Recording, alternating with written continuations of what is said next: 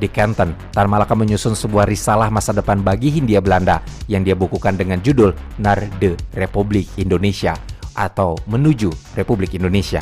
Buku yang disusun pada tahun 1924 ini menjadi tulisan pertama yang menuliskan frase Republik Indonesia yang mengacu pada perjuangan kemerdekaan Hindia Belanda dari kolonialisme. Buku ini pun tak lupa Tan Malaka kirimkan khusus ke Bung Hatta di Belanda. Buku ini berisi analisis Tan Malaka terhadap kancah politik dunia pada saat itu dan juga gagasan awal bagaimana perjuangan menuju negara bernama Indonesia itu direalisasikan. Dalam buku ini juga Tan Malaka berhasil menganalisis sekaligus meramalkan dengan cepat bahwa tidak lama lagi persaingan kekuatan ekonomi antara Jepang dan Amerika akan berujung pada meletusnya perang di Pasifik, di mana situasi kekacauan itu bisa jadi kesempatan bagi Indonesia untuk melakukan revolusi untuk melawan Belanda.